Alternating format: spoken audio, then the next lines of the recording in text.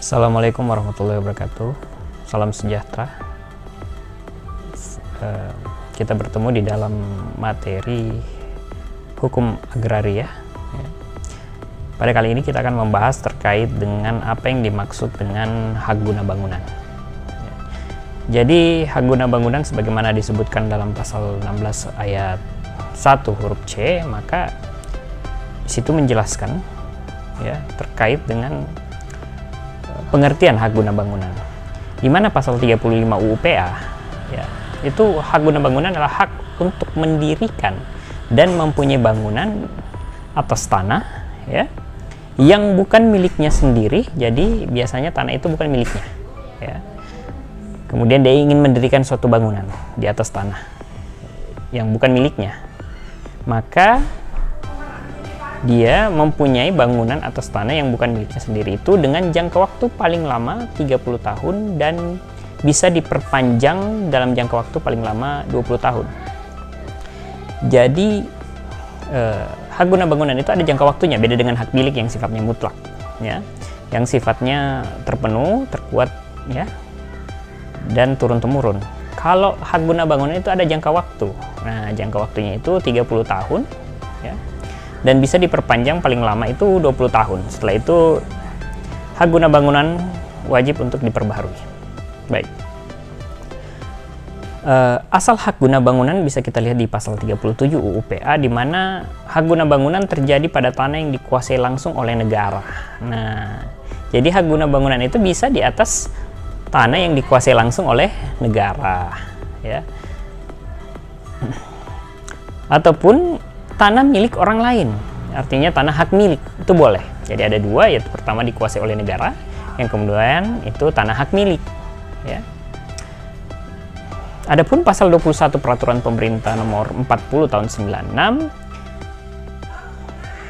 menegaskan bahwa tanah yang diberikan dengan hak guna bangunan ya adalah tanah negara, tanah hak pengelolaan, atau tanah hak milik. Jadi ada tiga ya, tanah yang dimana itu dimiliki oleh negara ya, tanah negara, hak pengelolaan, dan tanah hak milik. Kemudian subjeknya apa? Apakah sama dengan subjek hak milik? Nah, kalau subjek hak milik warga negara Indonesia, apakah sama? Bisa kita lihat di pasal 36 UU PA pasal ya, dan junto pasal 19 Undang-Undang Nomor 40 Tahun 96, di mana ya orang yang dapat memiliki hak guna bangunan adalah warga negara Indonesia. Jadi tidak boleh warga negara asing, saudara-saudara ya. Kemudian yang kedua adalah badan hukum yang didirikan menurut hukum Indonesia dan berkedudukan di Indonesia. Jadi badan hukum Indonesia yang berkedudukan di Indonesia dan dibuat di Indonesia, tidak boleh badan hukum asing ya, atau internasional ya. Baik.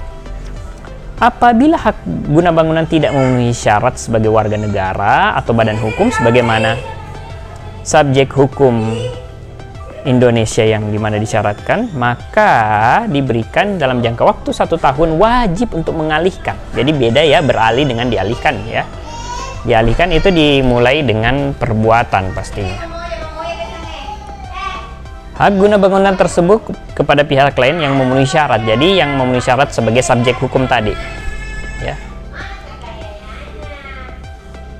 Terjadinya hak guna bangunan yang pertama pastinya hak guna bangunan atas tanah negara ya. Kemudian terjadi karena itu berdasarkan atas hak pengelolaan. Kemudian dilanjutkan ya, bisa juga terjadinya berdasarkan hak milik ya. Kemudian jangka waktu hak guna bangunan ya, pada pasal 26 sampai dengan pasal 29, jangka waktu hak guna bangunan itu tadi 30 tahun dan bisa diperpanjang selama 25 tahun.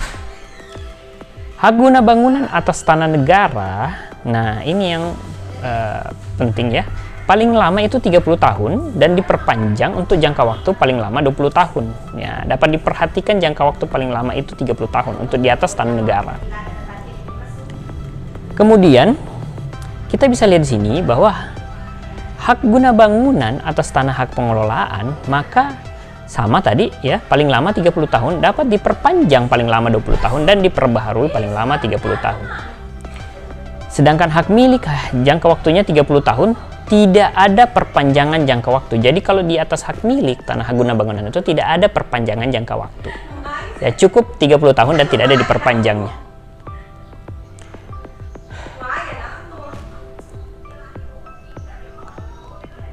Baik. Selain menguasai hak guna bangunan, seorang subjek hukum yang memiliki hak guna bangunan itu wajib untuk menggunakan haknya selama waktu tertentu tersebut, tidak boleh ditelantarkan.